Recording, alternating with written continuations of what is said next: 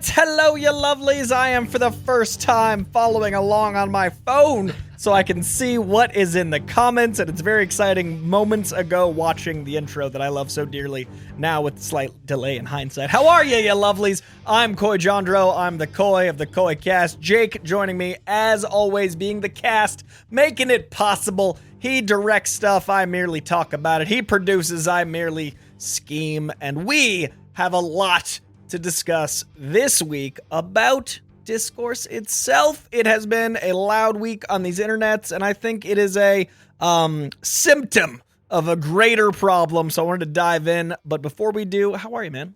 I'm doing all right. I am excited. I'm frustrated. I do feel like I don't like that a theme of our program has become complaining about people talking. As we talk? As we talk? Is that not white men podcasting, Jake? Is that not us living up to these microphones before us?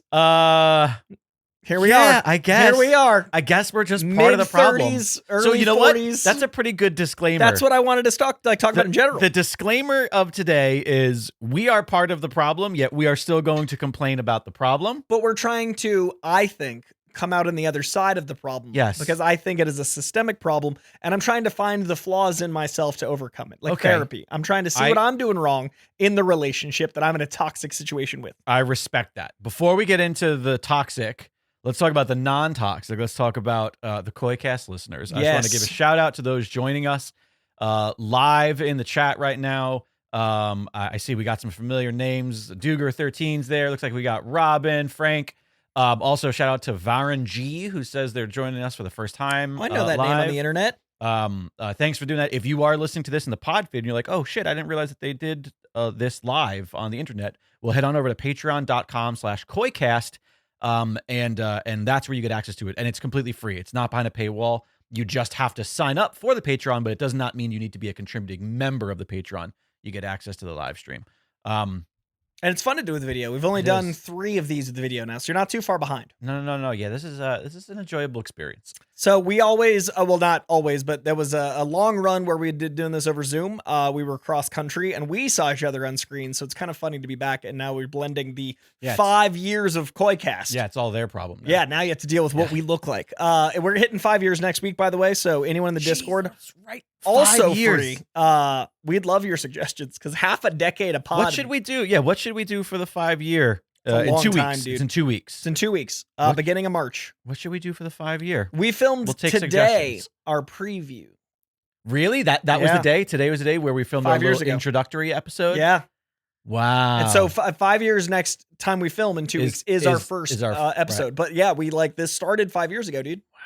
So that's why I wanted this about Discourse. So young, so naive. So simple-minded, so happy. Just a week before shutdown. Literally launched a podcast before the world was like, hey, what about stopping everything? Well, we have plenty of time to reminisce next time. Week. Let's talk this week. I do want to discuss Discourse because I don't think we're as big of a problem as the average. I do think there are things we can work on. I do think that I need to look at things maybe differently. But I was literally listening to a podcast on the way over here about the actual neuro wiring that causes us to lean into the fight or flight of our ancestors and how that ties into everything, not just survival. It's like anything. And I do think there is a bit of a lack of awareness for the average consumer that doesn't realize that negativity is hardwired into us. Sure. And I don't blame all of them. I blame plenty of them. Well, I also just blame the internet. Yes. Because like we've and by the way, if you need context, if we're just like diving into some shit that's not obvious, I'm specifically, we're talking about people discussing the new Captain America movie. We're going to talk a lot about SNL 50 and the week on social media that's been SNL 50, talking about cognitive dissonance between people and artists and fellow humans on the internet. We're talking about just the way humans are on social media right now, especially in regards to commenting on art. Right. That's more my so biggest than issue. Just, the world that we live in, which is a whole other class. People always wonder how I'm so angry on Twitter. It's because I don't respect people. I respect art. Like, I can celebrate art. That's a hard stance to take. you don't respect people as a blanket statement? The average person isn't worth my respect. Wow. Oh, geez. But I Oh, think boy. art is, because it's the He's culmination. talking about you, Robin. Obviously. The average person is, especially on Twitter, which I shouldn't be on, is looking for attention by being antagonistic. And so that's why I said I blame the internet. Yeah. Is that we've been rewarding your takedowns, your hot takes for so long. Yeah. And that's not to say that there aren't people on the internet who have succeeded by just being joyous and being positive. Not many. But if you I'd be curious to do the statistics of all of the people who have like a dedicated online following who are in a genre space, right? And the percentage of their comments or their tweets or posts or threads or whatever's that are a takedown of something or a sure, we'll see how this I've had an interesting couple I'd be weeks curious because I've been called toxic positive for years. And I think that is such a hilarious, even like nomenclature. But I mean, yeah, there is such a thing as being too positive, but I don't. Fallon. Yeah. But where it feels that's also inauthentic. his job. Right. And I would argue that there are 99 people that are going to be automatically negative to mine being automatically looking for positive. 100%. And I would so much rather be that 100%. person. Yes. But what I've come into lately is the Snyder fandom has wanted to find something about me, and they've looked through all of my tweets because they're sending me screenshots from tweets 7 years ago, and all they can find is me saying, and these are my 4 favorites. They've sent me like 10. The 4 most scathing are, there's a tweet that is trigger an entire fandom using the greater than symbol. And I was like, I remember. Yeah. I was like, this is fun. Yeah, It's still toxic, but again, this is the problem that we live in. It was, Yeah, sure. I was very aware that would Right. get me some growth, and I had a brand deal coming up, and I needed 300 more subscribers. So I tweeted my truth, which is I consider Eternals greater than the BVS Man of Steel Justice League trilogy. Right, What's funny is I think the Justice League Snyder Cut is as good as Eternals. I actually rated Snyder Cut 4 stars. I know we disagree. Yeah. And I think of Man of Steel again, as toxic positivity. but I give Man of Steel 3.5 stars Gotcha. because I see it as a great Elseworld. I don't, however, see BVS as any more than a 1.5 star film. Like, even as an Elseworld, even as all of my asterisks, I can't give it higher than that. So Right. when you look at the average, that drops down to like a 2.5 to what I consider Eternals 4 stars. Right. And I spelled all of this out, and I literally was like, this is my experience. And that's them Right. being like, oh, you've been a hater from the jump. And I'm like, that's what you can find? But That's what you, after 7 years of scrolling? there is also something to be said about even thinking about something Snyder Yeah. in that context and to play that game. You're also trolling. I know. No, That's the message of the tweet. It's trigger an course. entire Exactly. And I acknowledge the- that in the tweet. Did it say trigger entire fandom? Yeah. They are the most triggerable. Oh my fandom. God. But that's what's crazy is Right. I'm seen as this toxic positive person. They've been scouring the internet. Right. And I was kind of proud that that's the worst they could find. Another Sure. one was like the Ayer cut. I like David Ayer. We talk Right. about David Ayer very Yeah. positively. I said, no disrespect to people that think differently, but I would rather see the Schumacher cut than I'd rather see the Ayer cut. Because I feel like what we got with the Suicide Squad, yes, that was a total mess of movie, but I grew up on Batman and Robin. Why wouldn't I want to see Schumacher, who I think is a genius director? And now they've weaponized that of like, David Ayer, why do you follow Coy Jandreau? He doesn't even want to see your movie, blah, blah, blah. Right. And that, I think, is where it gets really dangerous of why would a filmmaker take the time to look at someone's feed? Because I don't take the time to look at people's feeds in order to not believe them. And then it's like this entire army of all these angry people. It can actually affect relationships Sure. in real life. Sure. And so I think the danger of the internet and discourse is the loudest megaphones, like you were saying, have been welcome and encouraged for so long that there is no safe space. Right. People are like, oh, Blue Sky. I'm like, oh, great. 7 people are going to talk. But like, there is not a large enough scale on Blue platform. Sky at Jake Lloyd Bacon. I just got on Threads and I hate myself because I said I was done and I joined another one. I mean, here's the difference is like, I mean, here's the thing is Threads isn't going to, it's not any better than, Musk did the Nazi salute, but Zuckerberg sat next to him. So, yeah, exactly. They were front row at the inauguration to save us. I mean, but anyways, I digress. Yeah. I need Blue Sky to become successful because I don't have social. I can't deal with anything anymore. I'm drifting Threads off Twitter and it's kind of nice because I'm noticing like market happiness the less I'm on it. Like it's a Sure. very, it's a linear path. Same. I want to address really quickly in the chat. Duger says, do you think Don't you think these toxic posters are the same no matter whether they are commenting on art or politics or comics or weather or anything? Yes, I do, but I don't think that means that they think everything is bad. I think they are like, because I think maybe Duggar, what you're alluding to is like just a troll. People who are just always negative about no matter what it is.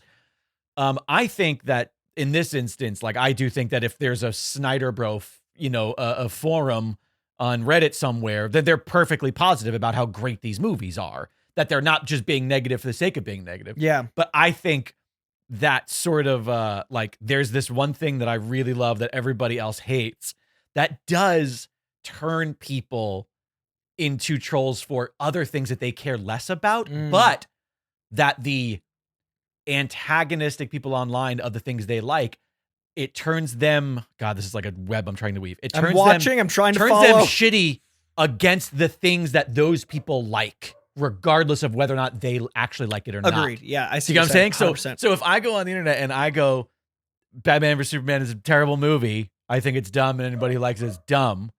And then in the next tweet, I say, hey, I love Air Bud. Hey, or sure, let's say, why not? Although I was going to pick something that's a little bit less, a little bit that's more like nuancey. I went Pure Joy. But sure, let's go Air Bud. Let's say, hey, it turns out Air Bud was a surprisingly great movie. That they would respond, despite the fact that they've either never seen it or maybe they even like it, but like, fucking Batman vs Superman was this, but Air Bud's blah, blah, blah. And then, so I think that does happen. Yeah. It does turn people into trolls if they have that kind of like response. Inclination to because any they of it. just want you to be, upset at the end of the day. And like the Death of a Thousand Cuts, it's effective. Like Right. I love these characters and I talk about them now for a living, and it's a big part of my job.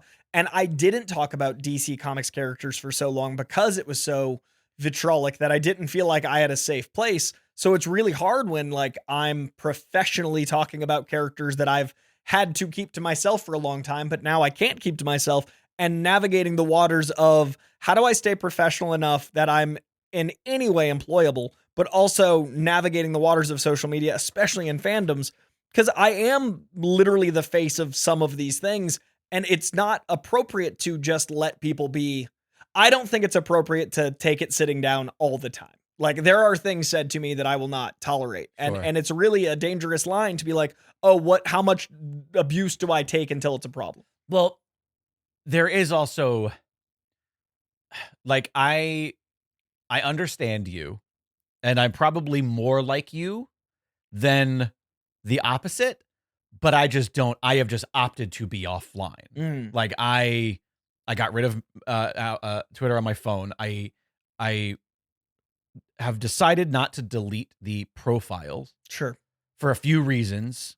One, if somebody ever saves that company, I gladly want to be in that public space again, right? If for some reason somebody ends up buying it from them and turns it around and it gets back to being what it once was, Yeah. then I don't want to not have that Right. anymore. And those But contacts and the connection. But also, I don't want to delete profiles because even though I'm not you and I don't have a social media following, if even one person hears an old podcast, I mean, we've been doing Dragon Rag Radio. I've been on the air now for 8 years in some capacity. I have movies and short films, and I've been on other things for years. I'd hate for somebody to hear something that's old, go to try to find me, Right. and then find somebody else who now uses that name saying horrible things out there starring Star Wars. That's so that's sure. impersonating. But so that's the reason why I've decided not to delete, and it's been hard. respect that. You That's can fine. call me a hypocrite, and I will accept that criticism of me.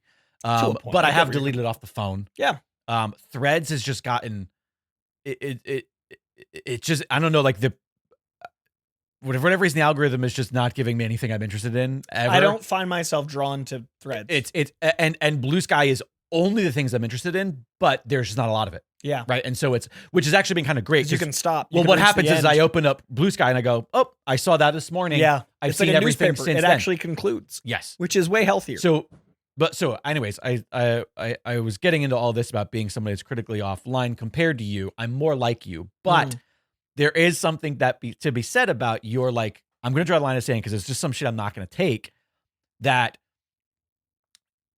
inevitably you do have to draw a line in the sand, because you are going to have to be like, all right, well, now I'm not responding to this, I'm responding to this. And then at what point are you kind of just perpetuating your own problem by... The problem is I've made my Twitter so giving the negative attention. because I know the only way to have growth on the platform is negativity. And so every time I share negativity, Right. it causes new followers that are negative.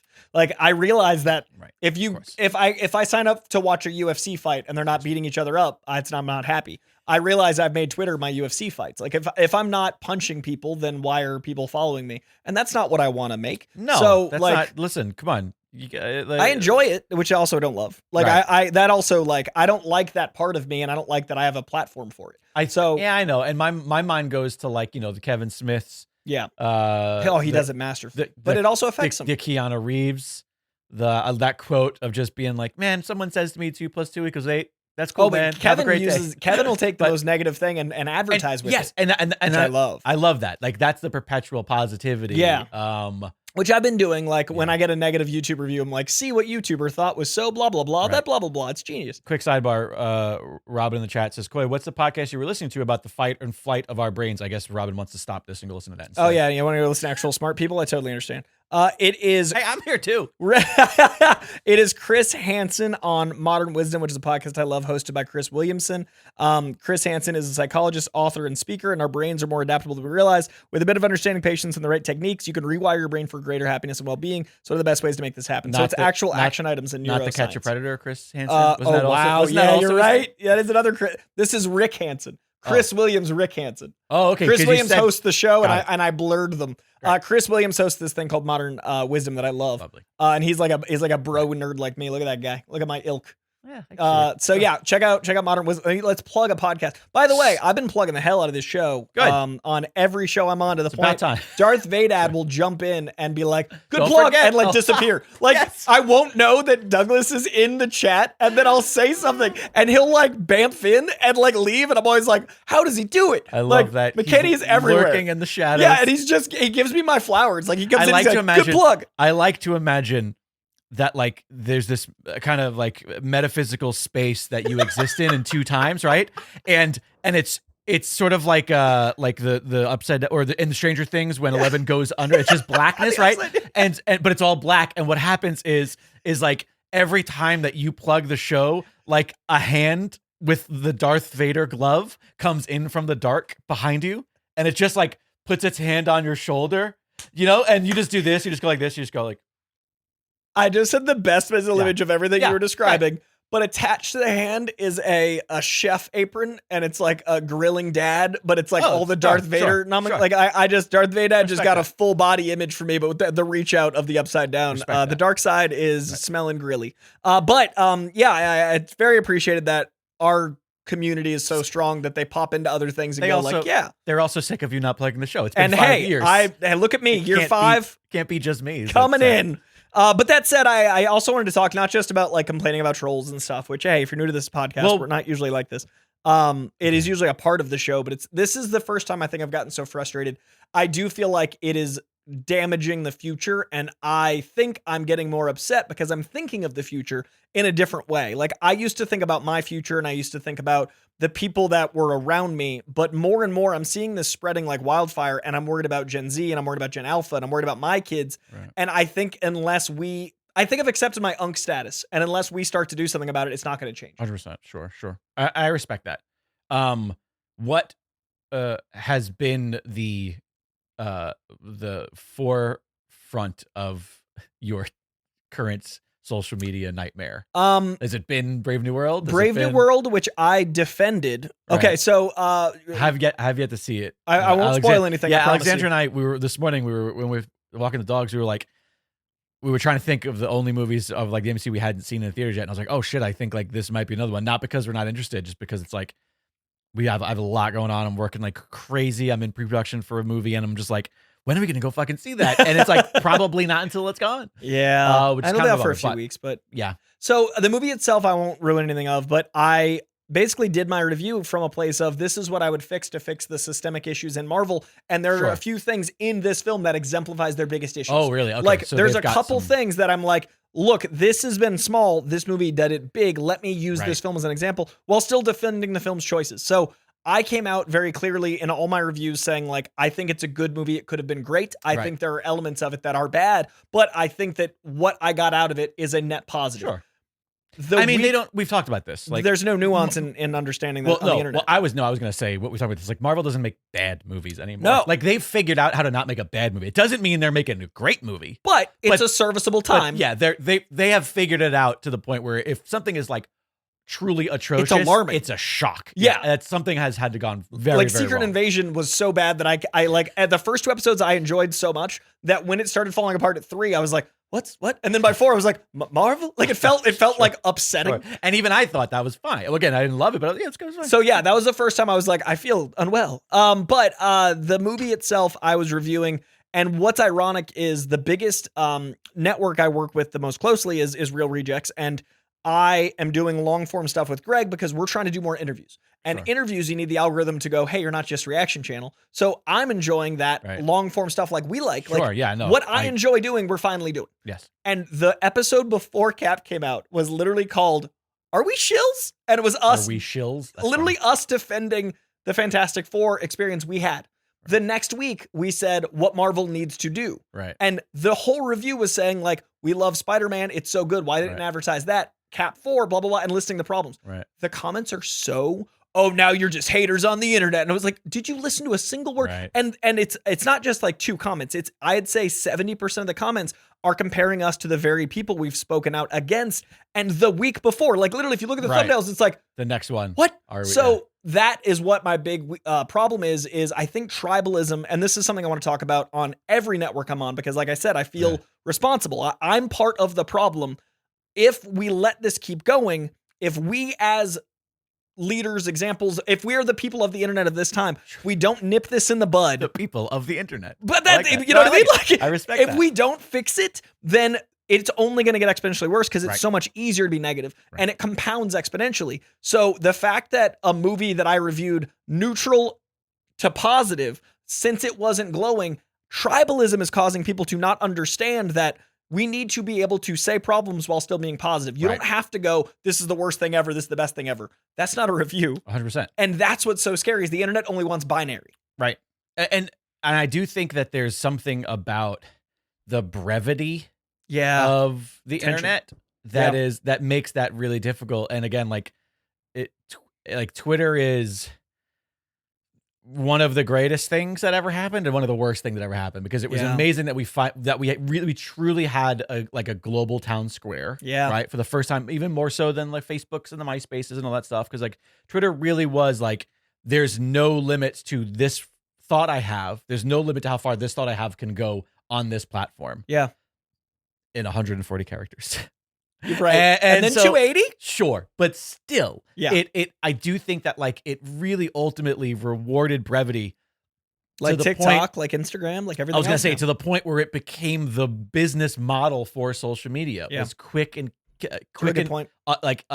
Get it over with and on to the next. Get it over with and on to the next. Get it over with and on to the next. Hope your thoughts are quick, nuanced, genius thought. That's the thing is that I think it's kind of, it also has ruined, I think, just people's like we talk about this about all the time about like just artistic intelligence and about like not even artistic, like understanding media literacy. Thank you. That was the phrase I was struggling to come up with. Yes. Media literacy.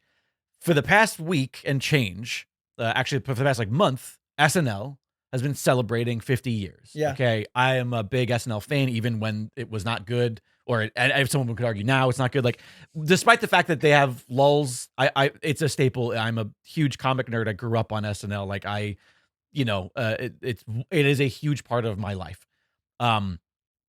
First off, all week long, leading up to the concert, which by the way I'm not sure you saw, fucking amazing. I can't find it. It's on Peacock.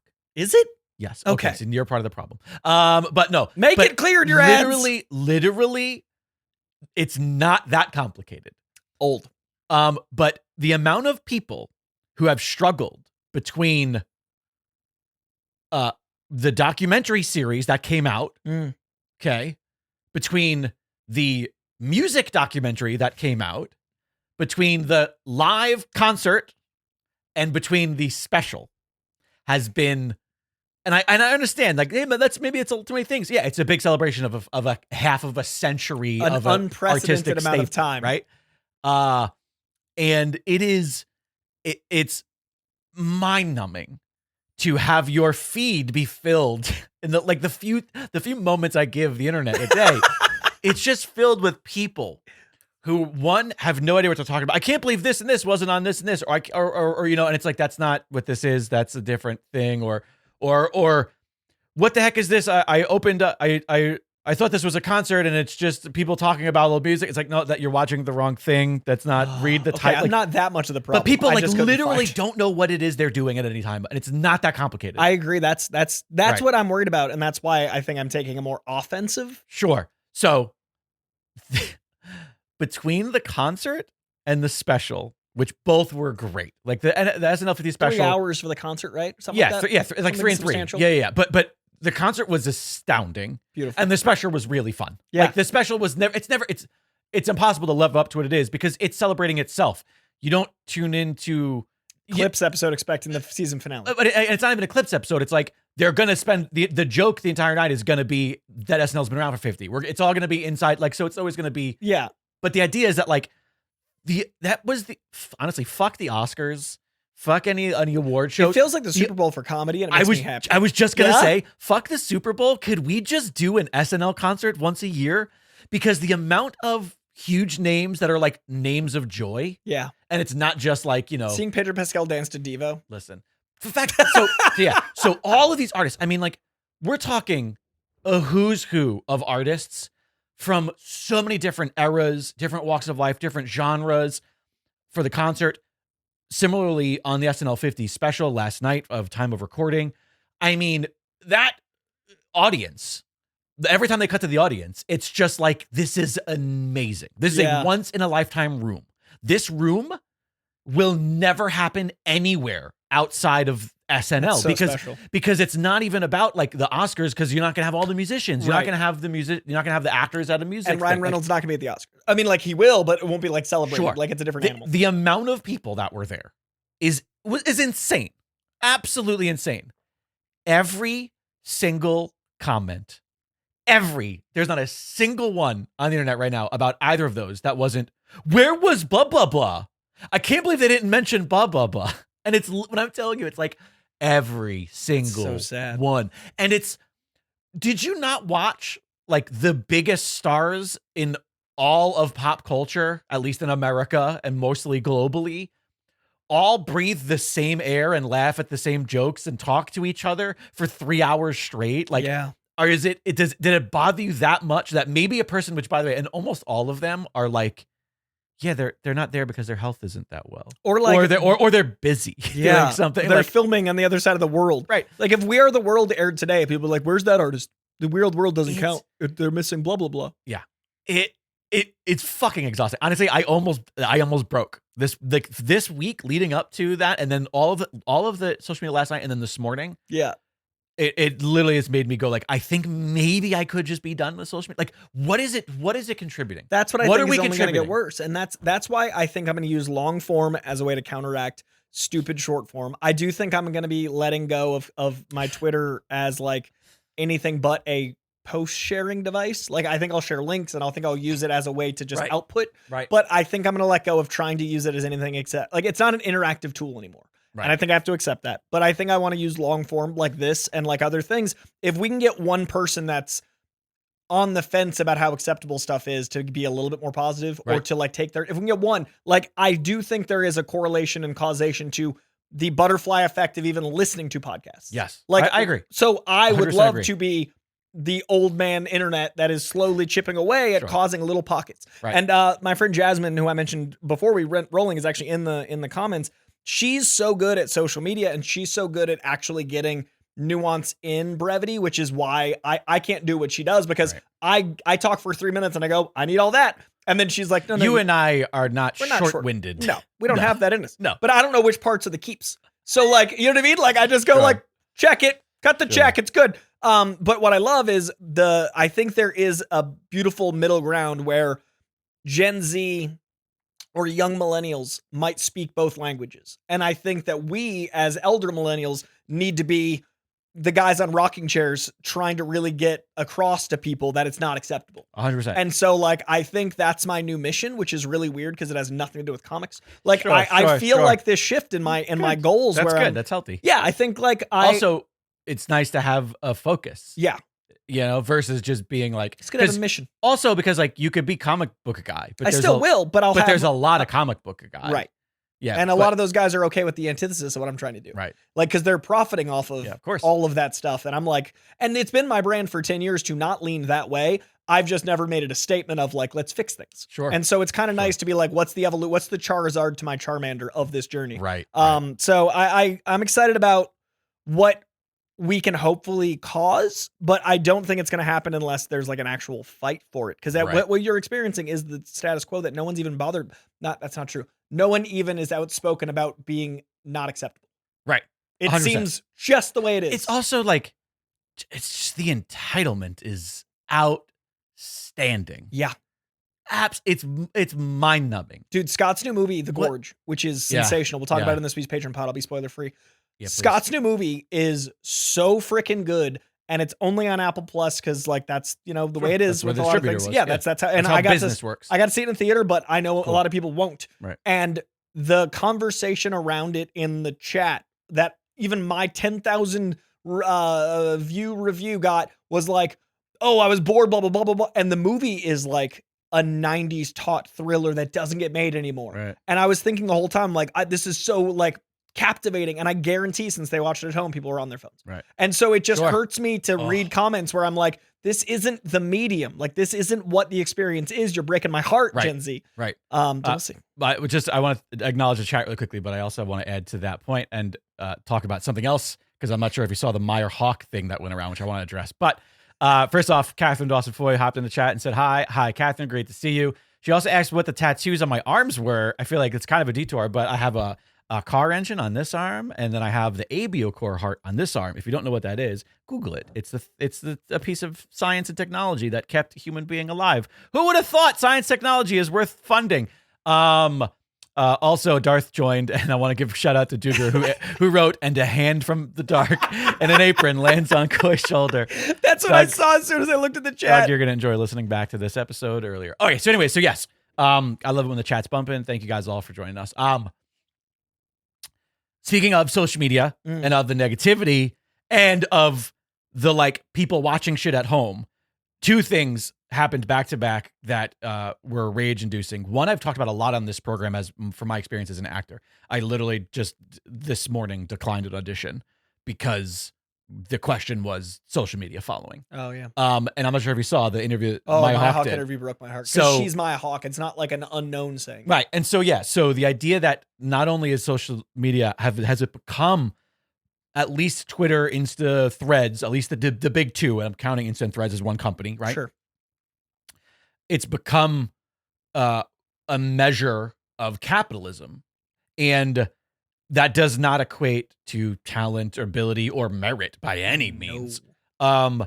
And so if you didn't see it, My Hawk was talking about how it's so hard because a production company, and when I say production company, when the reality is the distributors, before approving or buying a property or a project, pretty much have a number that they need to hit of social media followers amongst the cast, right?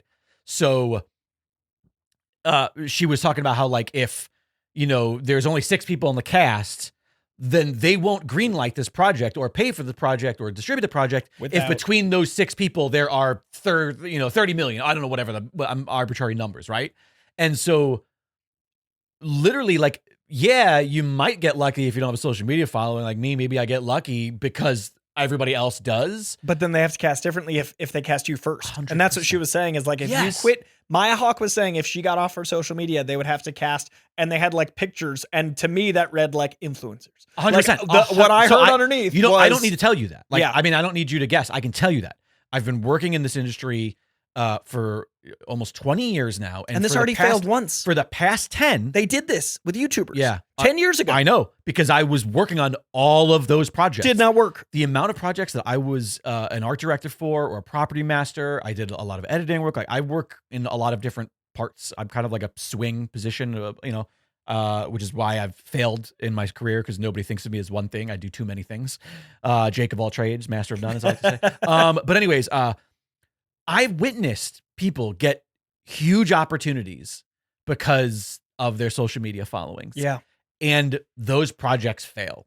Every time. But they don't fail in the eyes of the people who paid for it because people tuned in. Right.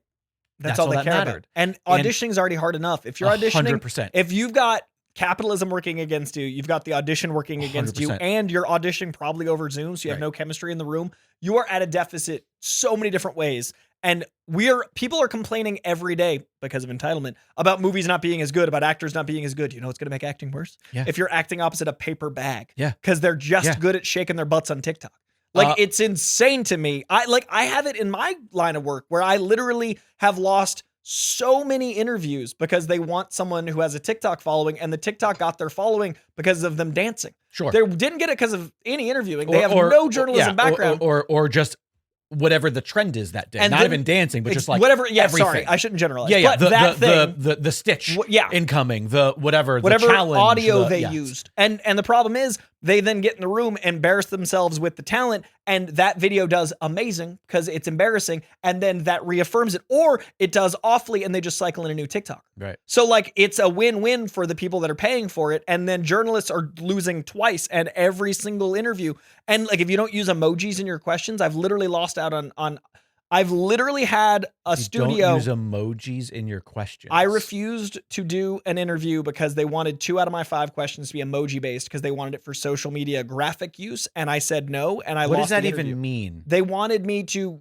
One of the questions because you're typing them out and not. They wanted to have confused. no. I posited 5 questions, and they said I needed to change 2 of them to be more social media friendly. For example, what 3 emojis remind you of this film? Oh, and when I said I wouldn't sacrifice half my time because they specifically said it needs to feature emojis. 2 of the 5 needed to feature emojis. So that you need to say the word emoji and they need to respond in with emoji. And so I lost, and I wouldn't do the interview. We are so fucked. And I couldn't do the I couldn't in good faith do the interview because that would be my face. Some actor that I respect is looking at while I said like poop. Like I can't. Yeah. So which 3 emojis do you think best captivate your experience working with this director? Who? Martin Scorsese? Yeah. I don't fucking know. Yeah. Exactly. So and then like they'll see me later and be like, oh, that's the emoji guy. Like I can't.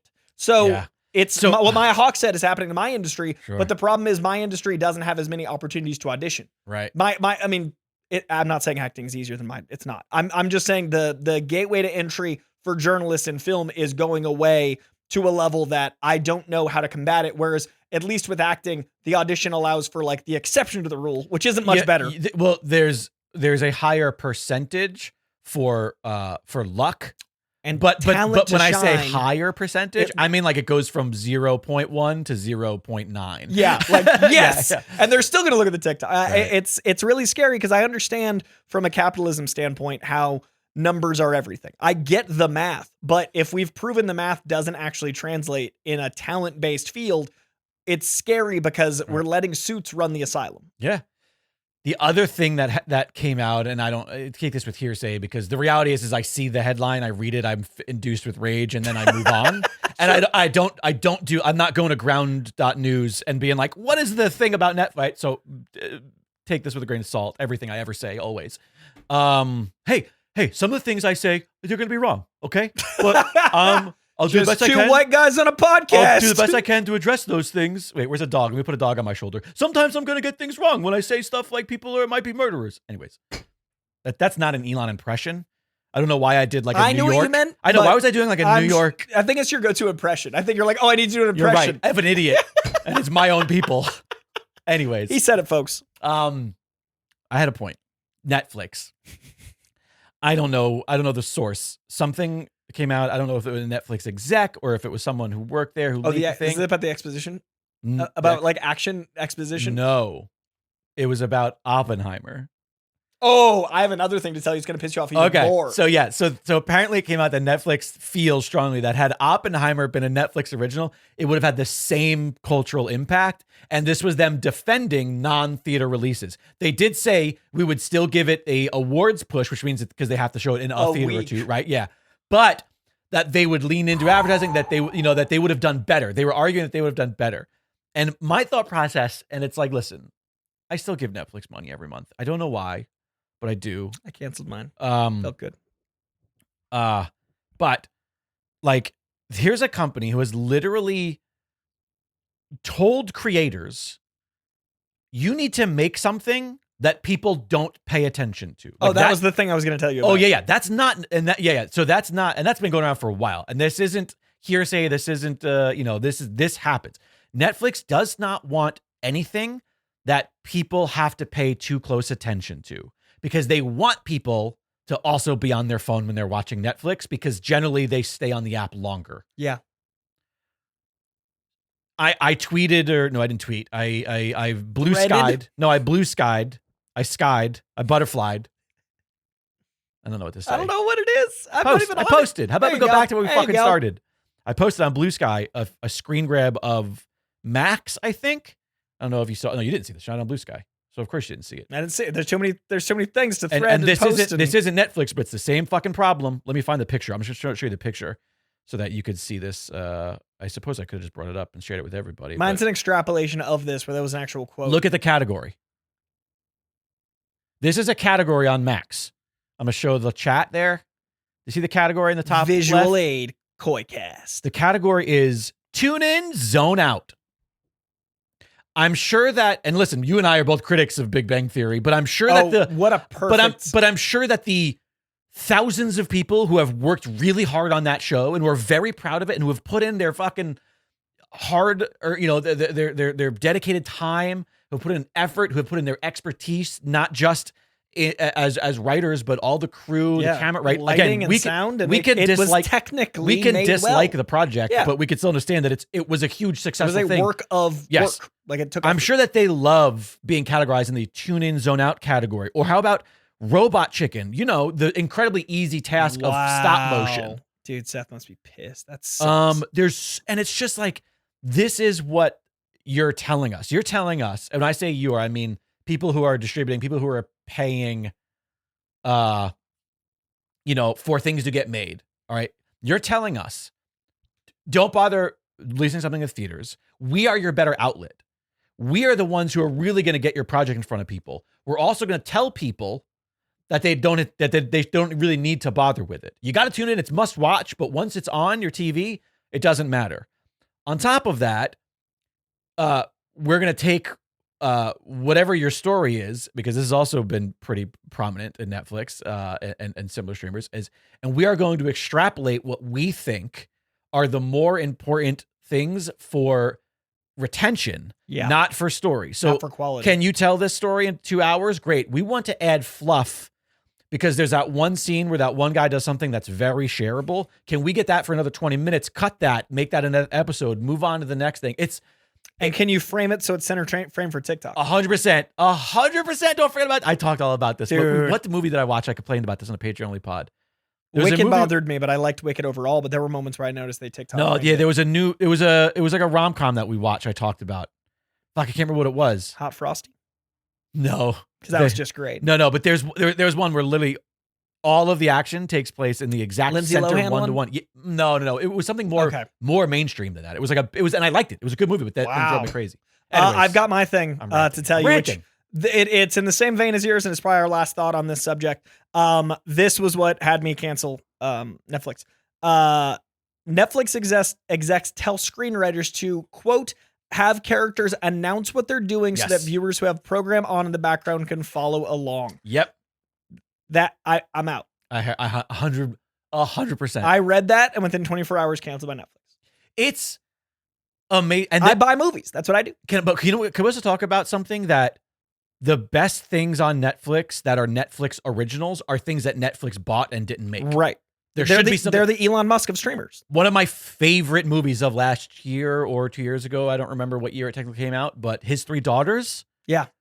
5-star. That was one of the most powerful, acquisition, most beautiful movies you should. I mean, it's fucking amazing. They did not start with that in the script phase in pre-production. No. That was made and bought, and that's fine. I'd be happy if Netflix bought Pinch, my first feature, and fucking distributed that. Don't give a shit. That's great. if they put Netflix original on it, who cares? But hearing things like that is not going to attract the sort of people who are going to add quality to your product. No. Because you say, fuck that, I don't want to watch that. Me as a writer, I go, I don't want to write that. And the month after I canceled, they upped it to $26.99. Yeah, I'm contemplating ditching the 4K package. I'm like, do I really need the 4K pack? Because that's what I had. Like, that was why it was always been so expensive for me. And I've justified it because I'm like, yeah, why not? Like, get good solid. It's only $3 more. Yeah, but like I just buy 4K Blu-rays and I get them, over the course of the year. And I would much rather support the artists. So Darth Vadad, I have Netflix now because my daughter likes K-dramas at the moment. Yeah, with Netflix, it's only their popular series. So Stranger Things, Bridgerton, Sweet Tooth, because the producers refused to do it the Netflix changed way. Yeah, they got in before, and Stranger Things is too big. And hey, you know what? I'm gonna be part of the problem. I'm gonna what do they call it? Churn when you join to get a show and get rid of the streamer. Like I'll be back for Stranger Things. I love Stranger Things. I'm glad it's the last season so that I'm not beholden to Netflix. But like I'm out. Yeah, it might come to that. Here's the reality is that like I'm just really lazy. Hi, Darth. I'm really lazy. Darth is leaving us. Speaking of, I got to go take her to her guitar lesson. Speaking of his daughter, he's taking his daughter to guitar. She's learning guitar. That's awesome. I hope he listens to the beginning of the pod where he gets a cameo appearance. Do you know I used to be a guitar as a hand. Do you know I used to be a guitar teacher? Not teacher. I know you played. I used to be a music teacher at awesome. at a place in Plainview, Long Island. Oh, you want to get the folks involved in the conversation? Wait, wasn't there something where we talked Netflix? I got distracted Brave by New World. I got distracted by this. It wasn't anything we were finishing. I was wrapping up my Netflix. Angry. I was talking about I'm lazy. Oh yes, and I'm gonna take another sip of coffee. We both need to relax. Just real angry pod bring today. This down. You know what? I disagree. I have always been a fan of Bill Burr, and I love how, dude. I don't know if you've listened to interviews lately. What are you talking about? He has gotten so good at only being angry online. Like I love hearing him talk about his family and how his energy is just like this glowing, gushing dad. Right. But then as soon as something's wrong, it's just Burr. Like Burr's back. Respect. Like it's such a beautiful thing to see a stand-up comedian you've loved your whole life. The toast, yeah. Be able to be the same man, but also live his life. Right. What a gift. Anyways, we probably should do the join and cancel. I just don't want to support. But it's just one of those things where I feel like a lot of times it's just like I forget. Sure. And I'm just like, or we go like, oh, well, this is this. We're maybe we start this before the month is over and do this. Yeah, that because we did when we first got together, we were kind of doing that. Apple's the only one I like consistently keep. It's also the cheapest. If I'm not mistaken. But it's also got the stuff that doesn't feel like it's made by committee because they don't have to be. Also, the things that we watch there come out weekly. Right. So you don't think about when something is over, you and go like, when's the next one going to start? Yeah, exactly. And it's healthier for the art to have time to talk about it. Yeah. I'm excited for Mythic Quest every week. I'm excited for Severance every week. I'm excited for whatever movies. Yeah, I personally, I think that Apple is able to make bigger risks because they use it as an advertising platform. Right. We need to find something else that can make art without being every project feels like the be all end all. And I think that's also a problem Marvel's having is they have to hit these crazy numbers because of how much they cost and how much they advertise. So like if a movie has to make $500 million to be considered a success, you're in a bad spot coming out the gate. Like that's not good for the movie or the creators. Right. And I feel bad for everyone directing Marvel stuff because like right now everyone's so excited to attack it. Like I would not want to direct at Marvel if I was a director because like it's like, oh, how did they mess up? Not, oh, I'm enjoying this movie because they're the empire. Yeah. It's so scary, man. Yeah. We live in the worst timeline. I'm just day by day in it, trying to be good uncle and trying to leave it better than I found it. That's my goal.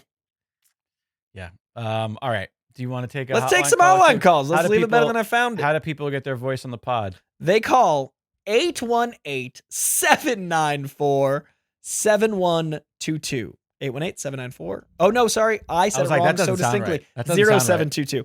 818-794-0722. That's 818-794-0722. You can always find the phone number on the website, koicast.com, and in all of the episode art that gets posted on socials. By the way, Dragon Wagon Radio on Blue Sky. There is still a Dragon Wagon Radio Insta and Threads, and I will continue to just post the episode art to them, but I will not scroll. All right, let's listen to our first call here.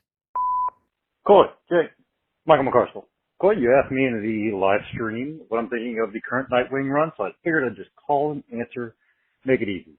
I am liking, not loving it. I am trying to give them some grace because they're following what I consider to be an absolute masterpiece.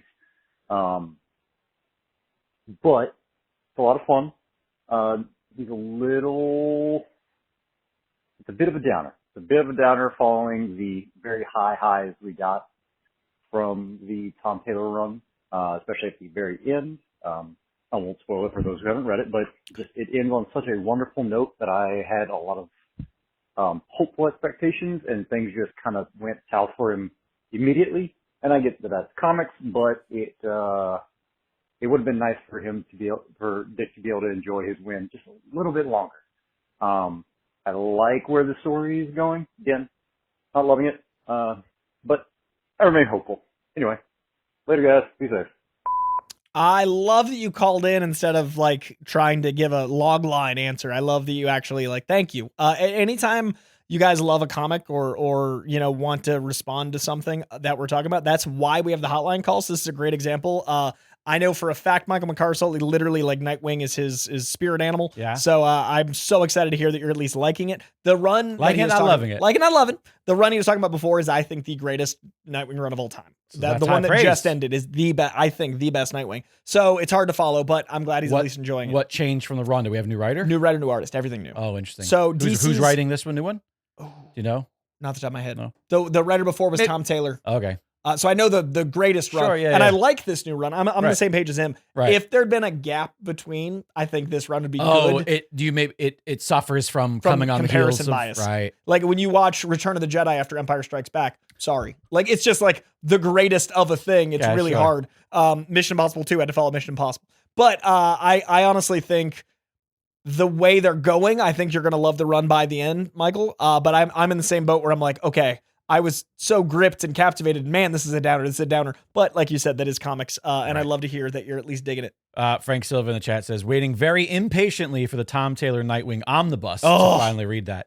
Jake. I like to imagine that since he says impatient, I like to think that he's just constantly throwing furniture. Yeah, just where is it? Is it? He just keeps refreshing the DC website to see when the release. Why? No, he's at his mailbox every day, the old lady in Donnie Darko. He's just checking his mailbox. Duger says, I've never read any Nightwing. Dude, Tom Taylor. Start with the Taylor omnibus. Yes, the art is stunning. How big is the omnibus? Because Taylor's been doing that for a while. 3 or 4 years, so it's probably going to be 40 issues or so, 50. Can I tell you? Wait, no, he took over at 96. I thought it was so much longer than that. It's been pretty much the whole run of the pod. Crazy. So, yeah. Did you ever get caught up on Saga or Department of Truth or any of the stuff? No, not neither of those two. Okay. No. I did that great thing where I have my little stack of. I see them. I'm oh. And the other day I was like, actually, I feel like reading something, and I literally grabbed something I'd already read and I reread. Come on, Jake. Listen. Animal Man, baby. Oh, Animal Man's good. Okay. Forgiven. It had been on my read list. Good, and it was one of those things where I'm just like, this. Oh, fuck that. I got my dad the omnibus for Christmas. Animal Man. Oh, the big boy, the whole thing. I got the two. You're right. But in my fairness, I already a bookmark. When you got a bookmark, when there's it's like, you're do I pick up a new You're in. But look how small those are. I know. Look what you can do. I know. I could do that tomorrow. Ultimate Spider-Man, you could read in 2 hours. I know. Have a good movie out of it. Get off my ass, Dad. Just say it, read it. It's good. All right, let's take another hotline call. Hey, Coy. Hey, producer Jake. This is Mask Mama of the Legendary Fighting Federation. We're just calling. I was blessed to see Hellraiser, the original, I guess the remastered original, in the theaters Wednesday. I gotta say, I love the special effects. So I was kind of curious if you all have a soft spot in your heart for an era of special effects. I know that each one kind of has their own charms. You get back to the original movie era, and they weren't special effects. Whatever you saw was happening in one way or another. Then you get to your claymation special effects, and then you get up to the 80s where you kind of get that mix of real and fake. And then you got kind of today's where your special effects look real. And I was kind of curious, if you had an era, which appealed to you most as far as special effects goes? It's just not something people talk about a lot. Anyway, have a great day, y'all. Bye. Mass Llama talking about special effects. Okay, so here's some fun little film clarification for those who might not be familiar. at some point he says, "Oh, those special effects are, that was back when they're not special effects; they're actually happening." That is what special effects mean. The difference, I think, that Maslama is trying to allude to is visual effects. Mhm. Special effects are things that occur that the camera actually picks up. So if a car explodes and it exploded there on set, that's a special effect. If they built a puppet, that's a special effect. If they did something in camera to distort scale, that's a special effect. If they go in afterwards Visual and effect. add an explosion that did not actually happen, or add to an explosion that did happen, that is a blend of special and visual effects. Then that's, people like to just throw the term around CG. Oh, right. No, Computer- but- SFX versus But, VFX. but are different. visual effects and CG are kind of the same, but they're not. CG essentially is something that was created from nothing. A visual effect, a CG is a visual effect, Mhm. but not every visual effect is CG. Because if I a green screen shoot an explosion, and then Composite. I composite that into footage of you, That's not vis- CG. It's visual effects and special effects, but it's Right. a visual effect because I didn't put the explosion behind you and have you dive. and it's in not camera. generated by computer. It's composited. in. Exactly. So there is like some nuance here, but as far as what I'm going to go with, which is special effects or visual effects, basically, I think that's what he was trying to get at. Yeah. Like, is there an era that you have a fondness for? I've got one. Oh, go ahead. Yeah. The mid to late 90s, when they were using practical effects and augmenting a lot with visual effects. I love like Jurassic Park. That's early to mid 90s. Let's say I was going to say that early to mid 90s. because you said late 90s, and I was like, that's the worst era. No, but like in my opinion. that was going to be my other side, is that the stuff that didn't work to such a level that it makes me Right. appreciate what we have now. Right. So like early to mid 90s for immersion, late 90s for appreciation. Okay. But we also got the Matrix in 99 Yeah, and but- Blade in 98. But here's the thing: you say we got the Matrix in mind. Yeah, the Matrix is good until a bunch of gummy men are all fighting, and that shit does not hold That's up. Matrix Reloaded. I know. I but- didn't cite it. But what I'm getting at is like there was a tipping point. Sure. 100%. Where I think it was the year where 2000. people stopped doing special effects, 100%. started leaning on visual effects, but weren't good at it. And it Yeah. was a lot of those Gumby. I mean, I remember when we rewatched like Blade like a couple Blade Halloweens 2, ago, where I was Blade like, where he's Trinity. like, "Woo," and it just looks like There's this no is- weight to him This is whatsoever. like this is what humans look Yeah. like as they fly around. Like it was so Early Ghost Rider. I'd say the Or we- 2000s were the worst. Deep Horizon. We watched that when we were in Texas, and like some of that like really bad 3D looks like PlayStation 1. Yeah. Awful. Yeah. My soft spot for special effects is probably that era that you're referring to, is that late 80s, early 90s. It's honestly 89 to it's 94. when Henson was dominating puppets Yeah. and when puppeteering was at the forefront. I mean, I'm talking Winston about Studios, dude. I'm talking about and again, there's a lot of VFX in these as well, but the special effects are what make them great in my opinion. Starship Troopers, Mhm. Teenage Mutant Ninja Turtles, pretty much like anything that has The blend. but it's like 80-20. but it leans Yeah. leans far more. Jurassic into the- Park, I think, is the bar. Yeah, Jurassic Park is sort of like it's in a league of its own. Yeah. like a But league that's of what I their mean. own. That early 90s, well, same era. Yeah. Early 90s, leave your own visual effects. But like when it's more seamless and you like notice the exceptions, not now where it's like, Right. but then there was also a great surge in the early 2000s when very expensive films look better than they do today because they actually paid their visual effects artists, like Pirates of the Caribbean. Pirates of the Caribbean is another one of those. I would say that's Pirates is impossible. Jurassic Park level Oh. 20 years or 15 years later, but they paid their artists. especially Davy Jones. Oh, 100%. I mean, They the whole took the thing time, is they great. took- I but mean, it's even the first seamless. movie, the scene with the dead pirates is Yeah, like I would say Pirates is the Ah. same bar. 100% agree. That's one of my favorite film franchises of all time. I think they're all 5-star movies. Even the bad ones are 5-star movies, because they exist. But Yeah. I think Jurassic Park and Pirates Pirates are the when bar. it comes to like showing what we can do, and we can give a lot of credit to the first time we are enacting these types of visual effects to Lucas and the prequels, but they do not hold up. No, But like they pushed the door. it was the first time that anybody did anything like Yeah. that. I mean, Yoda yeah. being one of the first like completely computer generated. But yeah, I don't know. That's my soft spot is that kind of era where it was a blend of We're like also of an age, so there could be people that are 100%. not of our generation that like the 70s or That's like true. the 2020s. Despite our slight age difference, I think we're still of that the same. big movies when we were kids were still the same big movies when we were kids. Right. And by the time but from the time that I was like not a kid and you were not a kid, there hadn't been a big giant leap. No. Yeah. And it wasn't until we were both adults enough that it would be like, is that things working? are insane. Yeah. That, that we're getting the Thanos's. the Pixar quality, animation style where everything is insane. And then, the like. I think Thanos deserves some credit. I think he's a fully realized, like, he actually looks tangible and there's no man there. Marvel has done, they get crap for bad visual effects. But there's so much that's impossible. But like, go back to Guardians 1 and look at Rocket. Like, Rocket is insane. Yeah. Like, he's amazing. We're going to talk about this, as this is new, as far as, like, astounding. Alexandra and I, another one of my all-time favorite film franchises that I had been waiting so long to watch, I finally convinced her to watch because she wanted to see them, the new Planet of the Apes. Nice. And what a series. when I name. tell you, specifically the second one, holy shit. The performance capture, two visual effects and CG characters that they created with Koba and Caesar and all, like, that to me, I watched because I have it on Blu-ray, and I watched every single special feature like 5 times. It's insane. But yeah, anyways, Yeah, I think late I think 80s, early 90s. you and I both like more practical, Yep. less visual. You and I like more special, less visual. Yes. But Visual augmented special. But also, I think we can both agree that it's when it got good, because there's plenty of bad puppet that came before that. Tammy and the T-Rex. Let's not listen.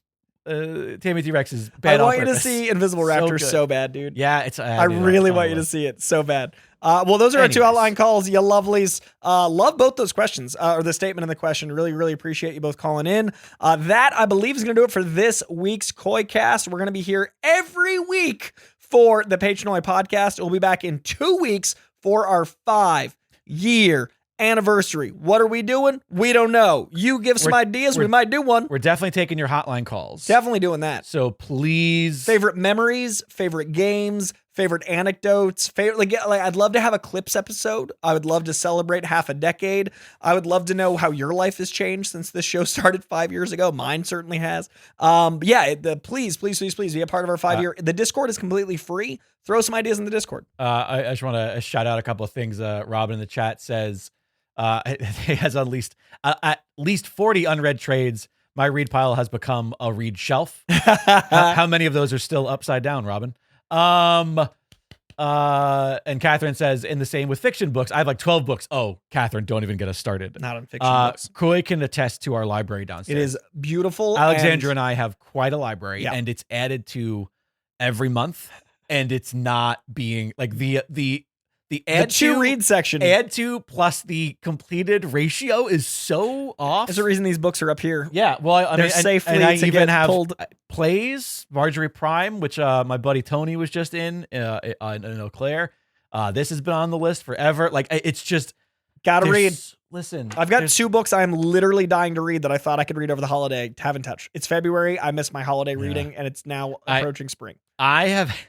I put a book in my backpack so that whenever I go anywhere, it's like, this is the one. Yeah. And that is it's the worst decision I ever made, because guess what happens when I come home?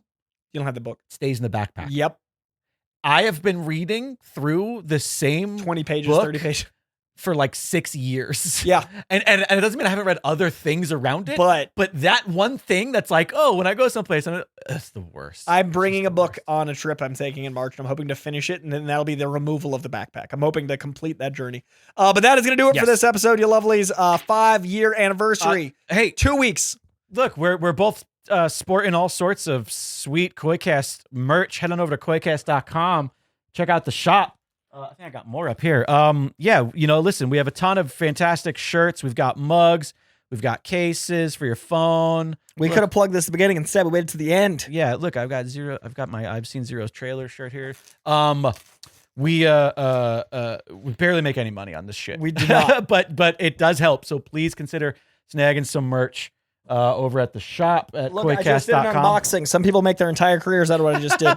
Look at that. Look, that's what it looks like when you get it. Just Unboxed. like 200 times. that. Join us. So yeah, please consider checking out the shop. Of course, Patreon is the best way to support the program. Please consider becoming a patron.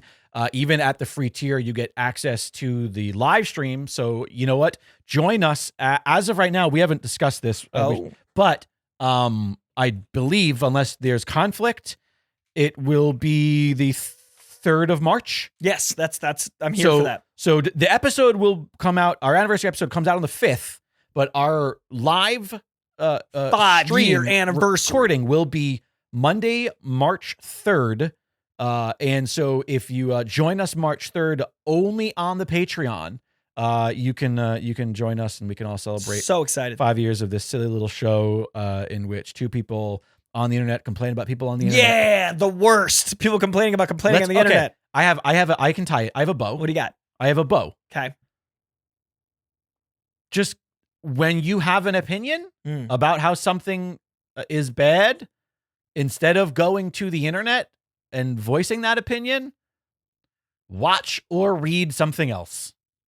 And keep doing that until you have a good thing to say. And then talk about that then on the internet. Post the good thing on the internet. How about that? Does that tie us all together? I think if everyone did that, we would live in utopia. Read some David good stuff. Byrne's Utopia? Watch some good stuff. Enjoy some art. Celebrate some artists.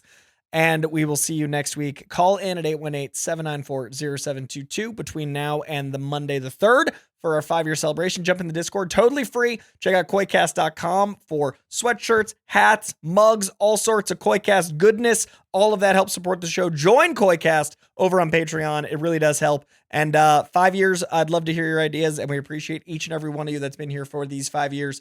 And we'll see you at the Patreon pod. Bye, guys. Just follow Koi on Blue Sky. Follow me there. If you're enjoying this podcast or any podcasts on the Dragon Wagon Radio Network, be sure to check out the Dragon Wagon shop. You can tout your podcast pride while supporting your favorite indie podcast network.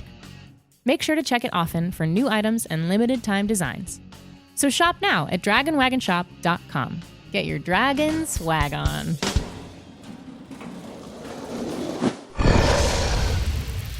It's Dragon Wagon.